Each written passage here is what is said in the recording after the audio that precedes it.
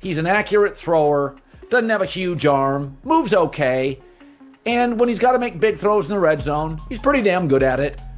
That's my take. Yours? Yeah, I think so. So in a live game, you saw him play the way he played and still question if he can do the same thing when he has the actual starters at his disposal. We saw it show up. The fact that he's not getting first team reps with the ones and the twos and still went out there and looked the way. And there's many people that think Dylan Gabriel's a better quarterback than Shedeur Sanders. I don't care where they were drafted.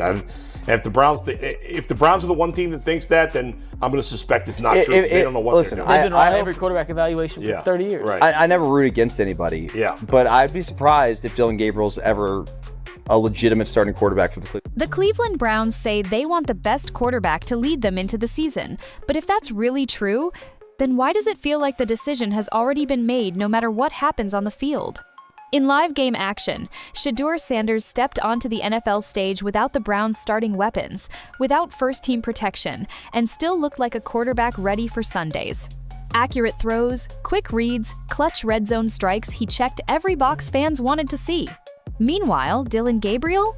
He's been handed first-team opportunities, clean pockets, and wide-open receivers in practice, only to deliver the kind of numbers that make analysts shake their heads. Yet somehow, the coaching staff continues to push him as the guy. This isn't just about stats, it's about what's going on behind the curtain. From head coach Kevin Stefanski's cautious comments to whispers of front office influence, there's a growing belief that Shedeur's fight for the starting job isn't being judged on merit alone. So if talent isn't the deciding factor, what is? And how much longer before this quiet quarterback controversy explodes into the loudest story in the NFL? My thing is, he says no reasonable person thinks Sanders will be fully ready to lead a team and consistently attack a complicated NFL defense 3 weeks from now. What about Dylan Gabriel? Has he shown you enough? It all started when reports leaked that Kevin Stefanski still wasn't ready to give Shedeur Sanders the edge over Dylan Gabriel. And the timing couldn't have been more bizarre, coming just days after Shedeur's most polished performance yet in a Browns uniform. That's when the NFL talk shows lit up. Shannon Sharpe went straight at Stefanski's logic. If you're questioning Shedeur against Kenny Pickett, how can you be so sure Gabriel will do better? Ooh took it even further, calling out what he saw as pure stubbornness. We've seen what Shedeur can do in real games.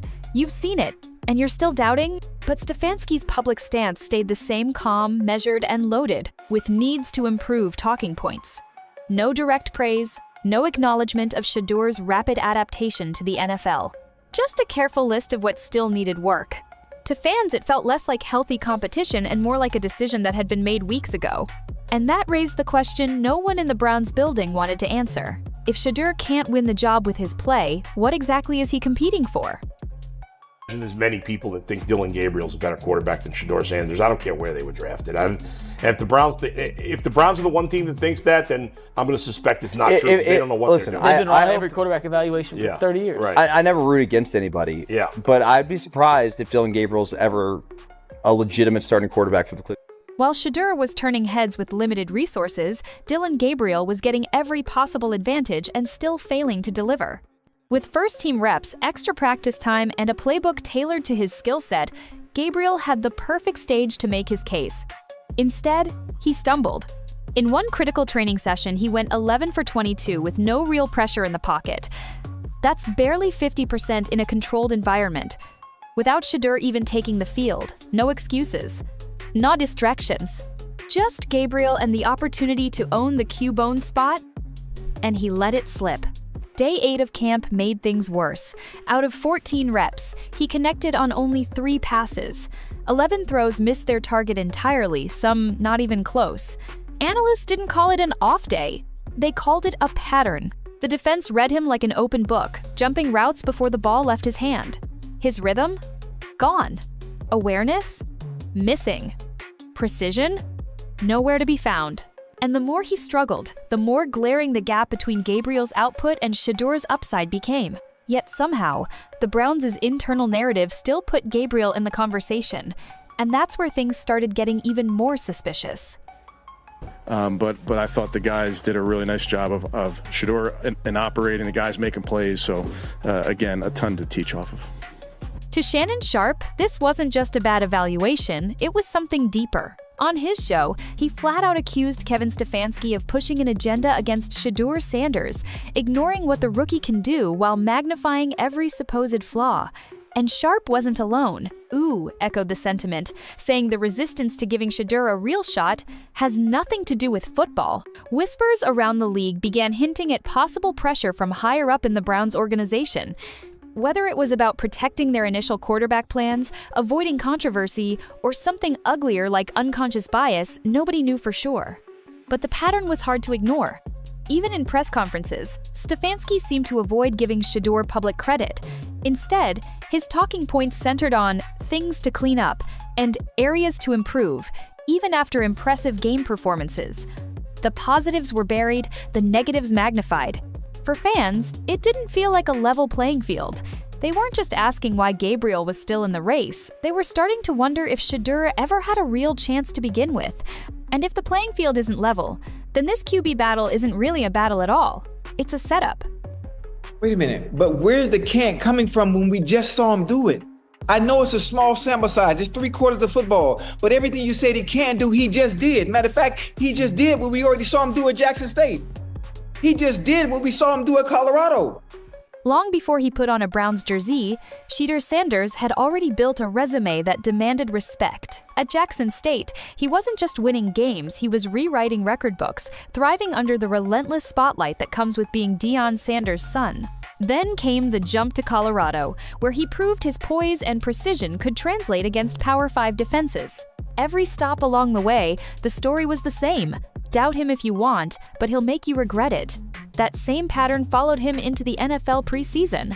Even without first or second team reps, he delivered tight window throws, managed the pocket like a veteran, and executed in the red zone when it mattered most. And here's the kicker. He did it all surrounded by third and fourth string teammates. No elite O-line, no Pro Bowl receivers. Just grit, accuracy, and command of the huddle. For many analysts, that's the mark of a quarterback you can build around. If Shedeur could shine with scraps, imagine what he'd do with starters. That's why so many see this as more than a competition, it's a missed opportunity. And the longer the Browns delay, the more they risk losing the moment. Across sports talk shows, podcasts, and social media, a rare consensus is formed. Analysts simply don't see Dillon Gabriel as a viable long-term starter for the Cleveland Browns. Veteran journalists have been blunt, saying they'd be surprised if Gabriel ever becomes a legitimate Q-bone in this league. Not because they dislike him, but because the on-field evidence just isn't there. Meanwhile, Shedeur Sanders has done what coaches say they want. He's produced results in live action, adapted quickly to the pro game, and shown the mental composure to lead an offense. Still, the Browns' decision-makers appear unmoved. This isn't the first time Cleveland has been accused of misreading the quarterback position.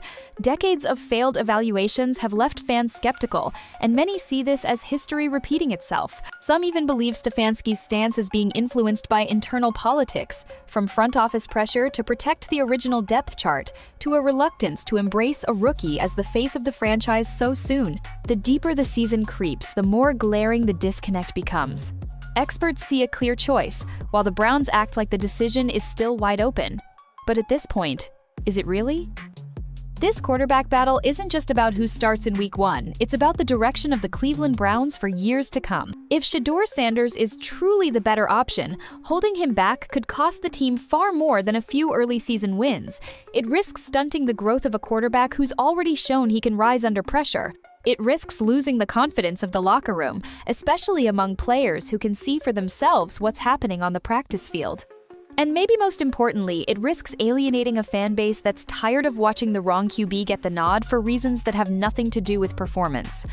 On the flip side, doubling down on Dillon Gabriel, despite his inconsistency, could send a message, intended or not, that politics matter more than production. That kind of perception can stick, eroding trust in the coaching staff and front office. Shedeur's window to seize the moment is open right now.